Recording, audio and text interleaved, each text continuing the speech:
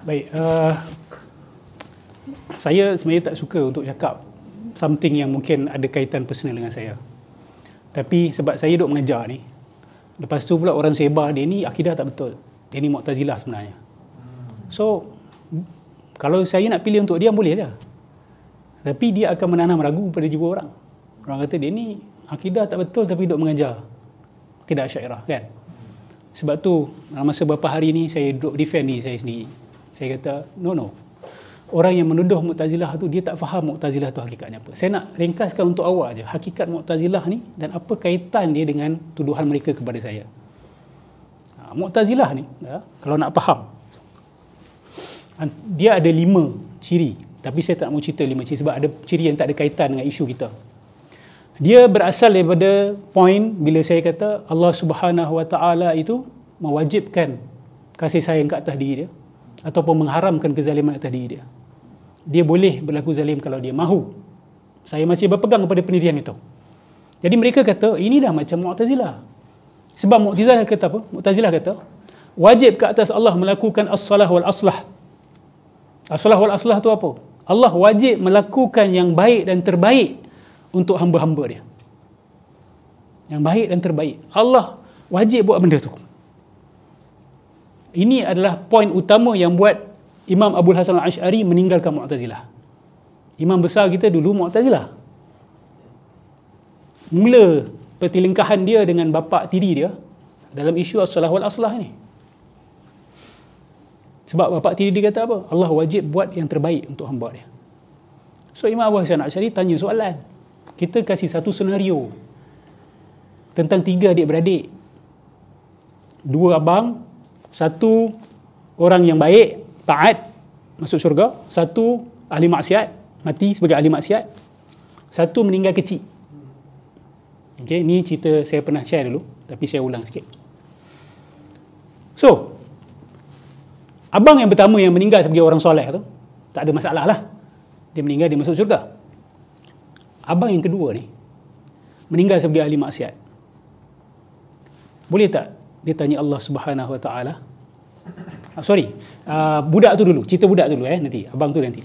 Cerita budak tu mungkin tanya Allah, ya Allah, aku dapat syurga sama level tak dengan abang aku yang taat tu? Dia kata, Allah kata taklah, sebab kau tak ada time untuk beribadat. Kau tak pernah melakukan amal soleh sangat kan.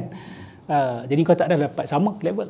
So budak tu mungkin tanya, ya Allah, kenapa kau tak panjangkan nyawa aku supaya aku dapat buat amal baik macam abang aku juga, dan aku dapat syurga yang sama level dengan dia? Bukankah itu lebih baik kan? So Allah pun jawab, dia kata lah, ini hypothetical scenario. Allah kata, kalau aku biarkan kau hidup lama, kau akan jadi ahli maksiat. Sebab tu aku matikan kau awal. So dijadikan cerita, abang dia yang ahli maksiat tu dengar, kata, ya Allah, kenapa kau tak matikan aku awal-awal je, supaya aku tak sempat buat maksiat? Sampai soalan tu, bapa mentua Abu Hasan Al-Asy'ari tergamam, tak jawab. So itulah yang membuatkan Imam Hasan Al-Asy'ari tinggalkan Mu'tazilah terus. Sebab apa? Tak boleh nak defend korang punya main principle, iaitu wajib ke atas Allah melakukan yang terbaik dan baik ke atas hamba dia. Yang terbaik, betul tak? Kalau tengok cerita tu, yang terbaik adalah Allah matikan abang tu kan. Sebelum dia capai balik, matikan dia dululah. Jadi dia tak sempat buat dan tak sempat masuk neraka. Okay. Ini pendirian, yes. Bapak Imam Abu Hasan Asy'ari ni dia Sambadi ke? Ya, dia kepala Mu'tazilah. Dia adalah kepala Mu'tazilah. Kahwin dengan mak Abu Hasan Asy'ari. Dia yang didik Abu Hasan Asy'ari tu. Kemampuan berdebat apa semua tu, falsafah apa semua, dia yang ajar. Okey. Tapi lepas tu Imam Abu Hasan Asy'ari ni dia bukan pentaklid buta. Kalau kita hari ni, pak mentua aku yang besarkan aku, dia yang ajar aku falsafah, dia ajar aku agama yang benar, takkan aku nak langgar. Betul tak? Betul tak? Tengok apa Imam Abu Hasan Asy'ari ajar kita. Ini jalan Asy'ariyah. Yang betul-betul, siapa pun cakap. Yang salah-salah, siapa pun yang cakap. Walaupun aku punya bapak tiri juga. Bukan pak mentua sorry. Saya sebut pak mentua tadi pak tiri So, bila dia punya bapak tiri tak boleh jawab ni, dia kata, korang tak boleh defend korang punya main thesis. Tengok, Imam Hasan Asy'ari take it seriously. seseorang yang membuat klaim besar, dia kata inilah jalan kebenaran, inilah Ahlussunnah wal Jamaah, kami ada 5 prinsip utama, salah satunya ini, dia tak boleh defend. Menunjukkan bahawa either your principle is wrong or you yourself is not ready. You tak layak untuk mendakwa diri you Ahlussunnah wal Jamaah. That means he demands a higher standard. You mendakwa meneruskan jalan Nabi Muhammad sallallahu alaihi wasallam, you tak boleh makan. Hujah kecil je ni aku kasi kau tak boleh makan. Kau tak boleh jawab balik. Ini penghujahan asas kepada akidah Asy'ariyah ini. Kalam Asy'ariyah ini. Dan Asy'ariyah ada konteks. Ni saya dah cerita, saya tak nak ulang lagi. Ada orang mungkin kenapa tak sibuk dengan falsafah, kenapa tak sibuk Quran Sunnah? Diorang ni pun sibuk Quran Sunnah, tapi awak kena faham konteks dia bergulumang dengan orang-orang yang datang daripada agama lain. Dia orang dah jadi global civilization, faham tak? Awak kalau duduk kat Melaka pada abad 16 tu, awak jumpa segala jenis orang, segala jenis bangsa. Kalau awak tak ada kemampuan untuk patahkan hujah mereka, habis you akan terikut juga. So, umat Islam pada waktu dah jadi global civilization. Segala jenis bangsa, falsafah, agama sudah ada. Dan diorang bertanya, diorang cuba nak cabar. Yang baru masuk Islam pun dia kadang ada sikit-sikit agama silam dia cabar sikit. Kan, Islam kata gini tapi dia start. So, takkan you nak diam? Takkan you terus nak penjarakan orang? Penjarakan je, jangan layan. Atau apa? Angkat, campak dalam sungai. Belum tengok lagi video ni. Dah tengok dah? Kan? Cara nak layan Wahabi short film pendek tu kan. Orang ajak berhujah, dia tak hujah, dia angkat, dia campak dalam sungai. Dia kata ini cara layan Wahabi. Inilah ekstremism, ni radikalism. Dan saya tak terkejut, sebab cara sebahagian guru-guru asam Jawa ni mengajar, dia akan bawa ke situ. Dia pasti akan bawa ke situ. Sebab murid tak terbiasa berfikir, tak biasa berhujah, tak diizinkan tanya dalil. Jadi bila so-called Wahabi datang, asyik tanya dalil aja kan, dia stres lah. Tanya guru, guru tak jawab. Ini pula hari-hari kata aku bid'ah kan. So, apa jalan keluar? Manusia ni bila dah frustrated, dia akan ambil jalan-jalan yang drastik. So, sebab tu dia buat video tu. Memang sebab dia orang dah tak boleh nak buat apa. Dengan Wahabi ni kita ambil campak dalam sungai je. Ni mungkin lembut lagi tu, campak dalam sungai. Kena yang jenis over, dia akan buat lebih daripada tu. So, bagi saya itu video yang sangat buruk. Tapi dia menggambarkan the milieu of religiosity. Kenapa dia orang terfikir buat macam tu? Dia orang tak malu ke? Dia orang tak malu ke tak berhujah? Dia orang tak malu ke menggunakan kekerasan dan kekuatan? Lepas tu bangga pula tu. Tengok komen-komen. Ada ustaz-ustaz Azam Jawa kat bawah komen. Bagus, hebat, masya-Allah, tabarakallah. Aina uqulukum? Akal kat mana ni? Astaghfirullah. Saya tengok tu dah marah. Bila baca komen, engkau pun komen kata bagus. Something is not right with you. With these people yang komen puji-puji, masya-Allah, tabarakallah. Apa yang bagus dia? Beritahu saya.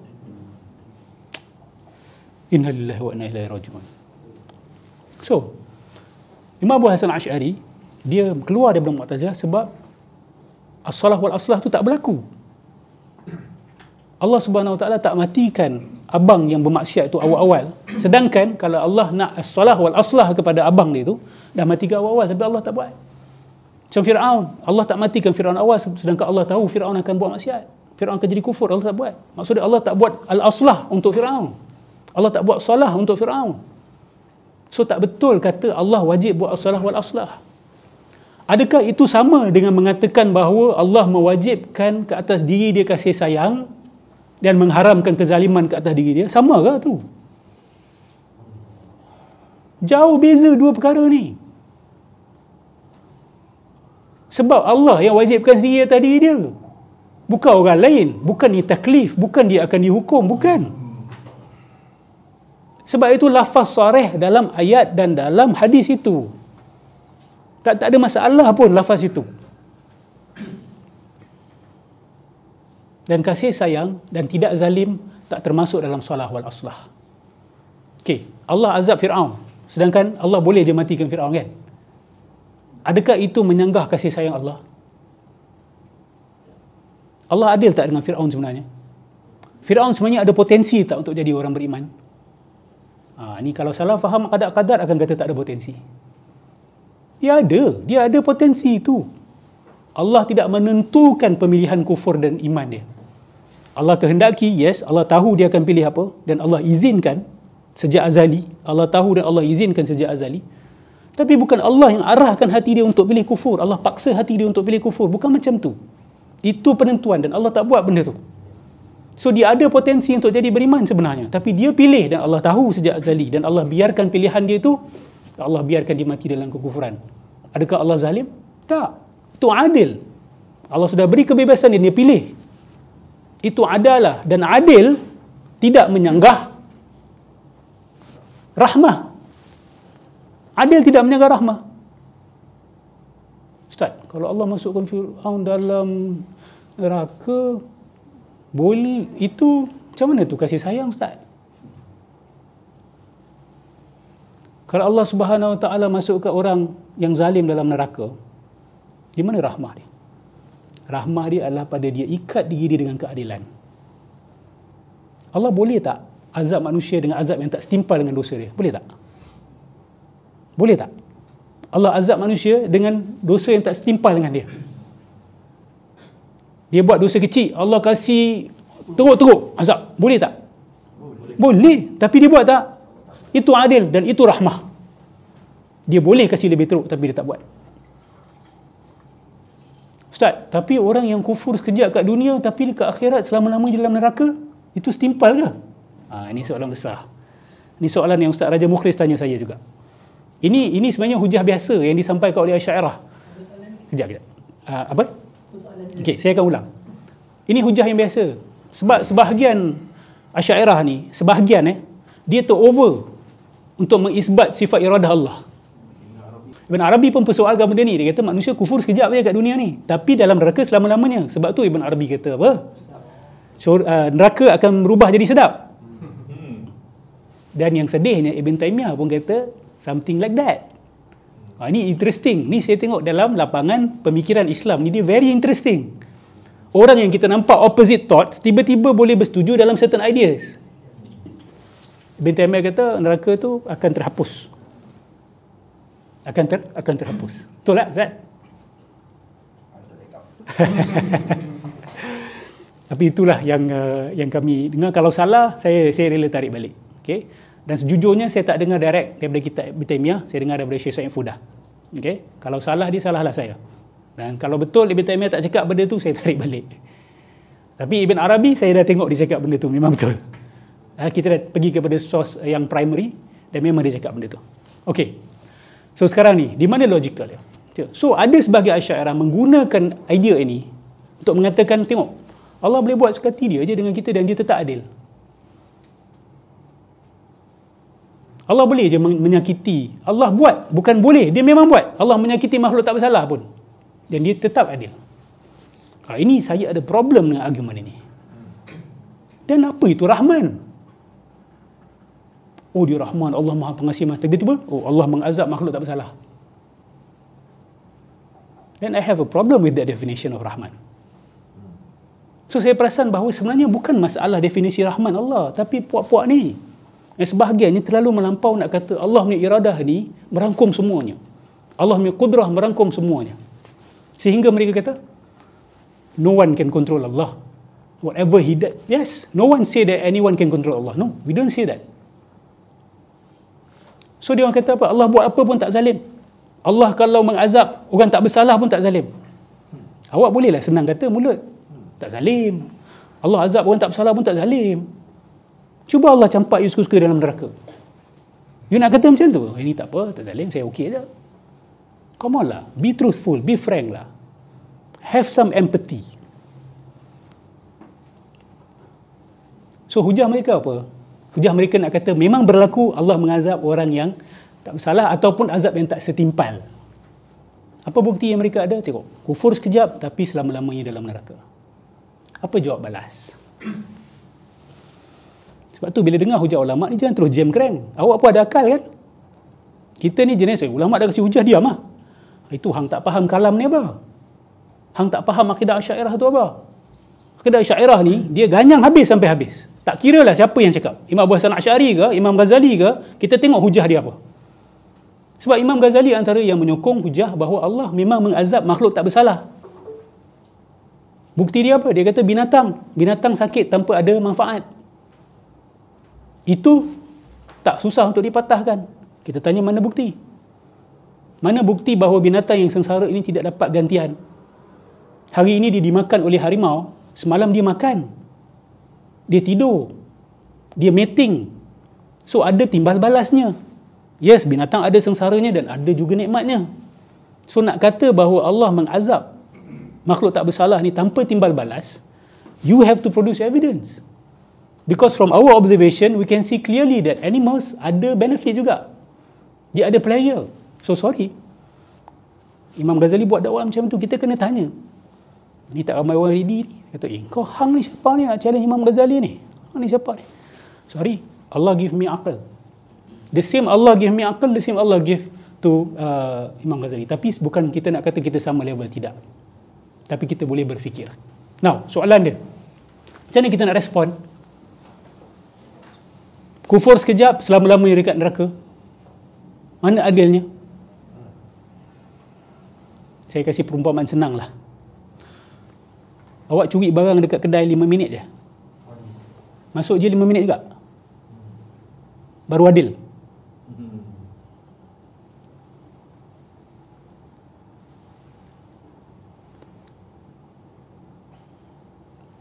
Hukuman itu, dia bersesuaian dengan kedahsyatan perbuatan itu.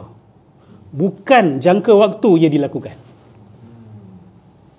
Betul? Awak pecahkan barang orang berapa lama? Setahun? Tak. Tapi masuk jail berapa lama? Takkan nak sama timing dia? Sorry to say, dia rogol orang. Sekejap je. 15 minit, 1 jam. Payah lama lah. Kenapa ketawa? Rogol ni bukan benda main sorry, saya dia masuk je 1 jam baru adil kan? Boleh kita kata tak adil, dia zina, dia rogol 1 jam je, kenapa masuk je sampai lama, kena sebat semua, tak adil ni. Boleh kita kata itu? So kufur ini dahsyat bagi satu makhluk yang sangat kerdil dan sangat hina dan sangat bodoh, yang diberikan macam-macam nikmat oleh Tuhan. Dia tetap menafikan kewujudan Tuhan dia, menafikan untuk menyembah Tuhan dia. Itu adalah kedahsyatan yang melayakkan dia untuk kekal dalam neraka. Dan itu adalah adil. Adil itu. Ustaz, saya tak faham lah kufur ni dahsyat. You tak faham kufur ni dahsyat, you kena kenal betapa agungnya Allah dulu.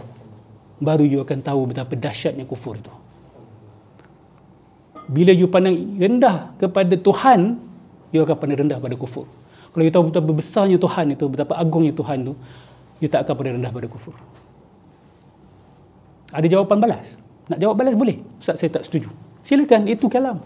Jangan pula saya kata, no one can question me. Itu dah bukan kalam dah tu. Kalau ada argument yang lebih baik, atau kata Ustaz punya argument ni merepek lah Ustaz, then sampaikan. Tapi saya tak rasa argument ni merepek. So, ilmu ni berkembang. Jangan ingat dia berhenti pada zaman tertentu, dah habis. Dah selesai. Ulama' dah bincang semuanya. Ini yang asam Jawa suka ulang. Sebab dia pemalas. Kalau dia kata agama tak selesai, dia pun kena fikir sekali, betul? Dia pun kena sumbang sekali, betul? Dia tak nak sumbang. Dia malas. So, dia kata, semua ulama' dah bincang, dah selesai. Wah, hebat ulama' kita. Ulama' kita dah bincangkan masalah yang akan berlaku pada tahun 30. Lagi 1000 tahun akan datang. Dah, Imam Ghazali dah bincang, dah selesai dah. Fiqah kita pun dah selesai dah. Itu tak berkembang. Selesai apanya? Selesai. Malas cakap lah malas. Malas cakap je malas. Jadi, ini perbezaan asas. Apa yang kami kata? Kami kata Allah Subhanahu Wa Taala tidak diwajibkan oleh sesiapa kecuali diri dia sendiri. Dan dia bebas untuk menetapkan apa-apa pun dia nak kat atas diri dia sendiri. Siapa you nak kata tak boleh? Apa kuasa you nak hadkan kuasa Allah? Tak boleh. Kalau itu ada sesuatu yang wajib kat atas Allah, iyalah dia wajibkan atas diri dia. Apa masalah dia? Dan kalau dia langgar pun tak ada siapa nak buat apa dengan dia. United Nations tak boleh buat apa pun. Ataupun intergalactic punya United Nations tak boleh buat apa pun kat atas dia. Bukan itu yang kita cakap. Bukan taklif pun. Ni galak. Mu'tazilah. Inilah, baca buku jadi parrot. Baca kitab kat pondok jadi parrot. Ini yang guru saya tak cakap benda ni, tapi Nodro cakap benda ni. Oh, Mu'tazilah.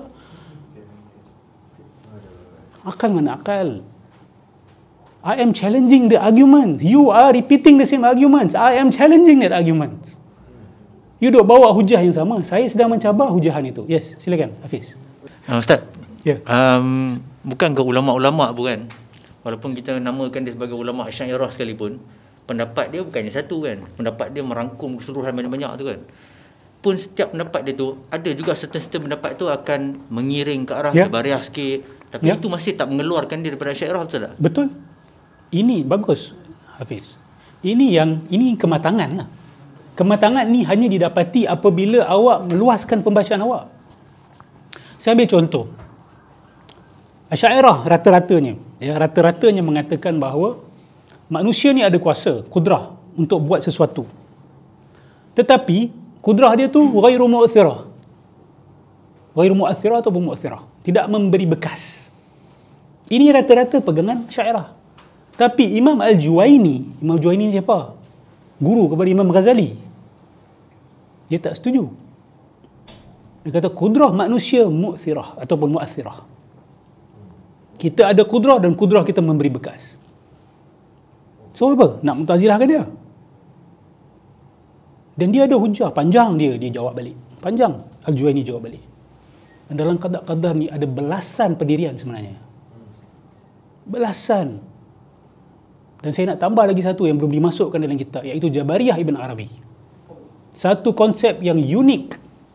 Bukan sekat kita mujbar, Allah pun mujbar sekali. Ni teori Ibn Arabi ni. Allah mujbar dengan makhluk. Bukan kita saja mujbar, Allah mujbar. Ni tak pernah berlaku dalam sejarah Jabariyah Ibn Arabi ni. Dia ada kaitan dengan isti'dadat maklumat itu. Macam ayat sabitah tu, bila makhluk ni terpancar daripada Tuhan tu, dia bukan pilihan Allah. Bukan pilihan Allah. Faham benda tu? So, awak sebagai awak ni bukan Allah tentukan. Tapi memang hakikat awak begitu. Faham? Jadi Allah terpaksa ikutkan awak punya hakikat itu. Allah terpaksa, bukan Allah yang cipta hakikat awak. Beza You have your own kita kata tabiat ataupun isti'dadat, potentialities awak. Dan Allah terpaksa mengikut, mujbar untuk ikut that potentialities. Kita tak percaya benda tu. Kita kata awak punya zat ni Allah yang buat. Ibn Arabi Mu'tazilah. Dia semua dia ada. Dia semua aliran ada dia pegang. Dia abang besar, abang long kepada semua aliran. Mujbar ni dipaksa. Allah pun terpaksa mengikut. Contoh. Fir'aun kafir kan? Allah sebenarnya tak ada kuasa pun. Tak boleh pun untuk ubah Fir'aun jadi mukmin kalau dia nak. Dia tak boleh. Allah pun tak boleh. Sebab apa? Fir'aun tu ada tabiat dia sendiri, ada isti'dadat dia yang bukan diciptakan Allah. Dia bukan makhluk. Dia bukan maj'ul pun. Dia maj'ul ni ada word lain. Dia bukan dijadikan oleh Allah begitu. Dia terpancar begitu. Faham tak? Ini teori pancaran ni bahaya tau. Maknanya macam terkeluar sendiri. Macam matahari, cahaya tu keluar, bukan pasal cahaya tu yang nak dia keluar. Dia kena keluar, dia tak boleh kawal. Dia keluar gitu. Bukan dalam dia punya pilihan. Gila. Ini Jabariyah Ibn Arabi. Bukan makhluk, dia mujbar. Allah pun mujbar sekali. Dengan isti'dadat. Dan kita mujbar dengan isti'dadat kita. Potentialities kita. Maksudnya Fir'aun tu kafir sebab dia memang tabiat dia kufur. Dia tak akan boleh jadi mukmin. So, Jabariyah tak tu? Jabariyah. Dan Allah pun tak boleh buat Fir'aun jadi mukmin kalau Allah nak. Ni kita bagi Jabariyah Murakkab. Ni saya namakan. Ni Jabariyah berganda. Sebab berganda makhluk dengan Khalik sekali. Mujbar. Dahsyat. Esok Ustaz Rashid jawab. Esok Ustaz Rashid akan menulis dia lah. Silakan. Ustaz yang Syafir tu, saya rasa kalau kita kait dengan ada satu ayat, Allah dah bagi ruang untuk dia apa? Allah kata la'allahu yatadhakkaru aw yakhsha. Maknanya Allah tak tetapkan dia kufur tu, tapi seolah Allah beri pada Nabi Musa, ingatkan dia supaya dia takut dan kembali. Saya tak tahu macam mana Ibn Arabi akan pusing ayat tu. Sebab dia memang master spinner. Ayat jelas, wa qada rabbukum alla ta'budu illa iyyah pun dia boleh spin. Kan? Allah telah memerintahkan kamu supaya kamu tidak sembah kecuali kepada Allah, kan? Dia spin kepada Allah telah mentakdirkan bahawa kamu tidak akan menyembah kecuali kepada Allah. So whatever you sembah adalah Allah, kepada Allah. Nampak tak dia twist ayat tu? 180 degrees tau. Daripada tauhid kepada syirik. Ayat untuk tauhid jadi ayat untuk syirik. So saya tak tahulah macam ni dia akan spin ayat tu berkenaan Fir'aun ni. So Allah pun tak ada kemampuan untuk mengubah Fir'aun. Dan Fir'aun pun tak ada kemampuan untuk ubah. Dia tak ada pilihan sebenarnya sebab dah ada dalam potensi dia.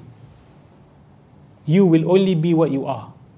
As the seed, begitulah pokok itu. Pokok tak ada pilihan untuk jadi yang lain kecuali apa yang sudah ada tertera di dalam benih itu. Macam itulah. Tapi itu bukan akidah kita. Itu bukan akidah Asy'ariyah. Okey. Jadi kita tidak mewajibkan, kita tak kata Allah diwajibkan oleh sesuatu yang selain daripada diri dia, ataupun diwajibkan oleh isti'dadat, potentialities ataupun maklumat. Tak.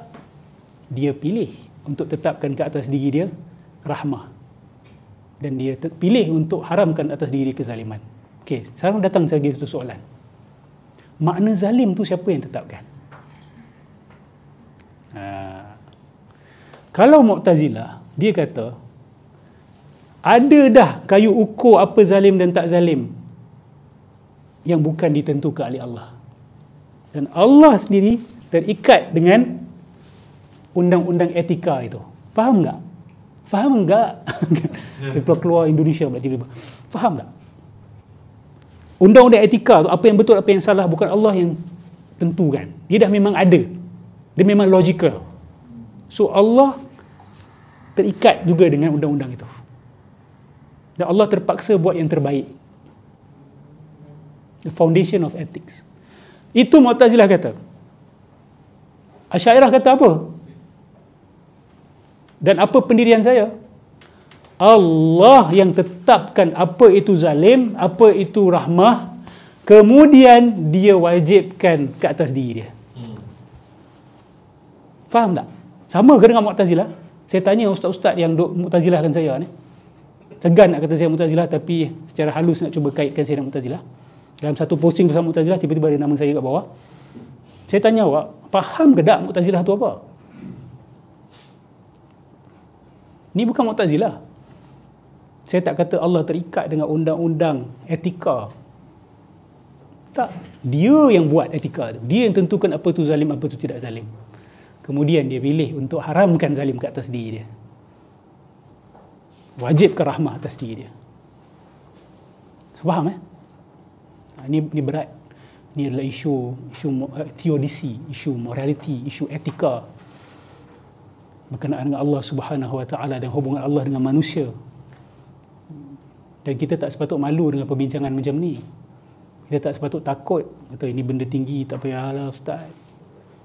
Sampai bila kita nak cakap macam tu? Orang dah ke mana-mana dah.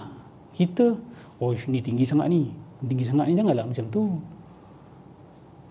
Jangan macam tu.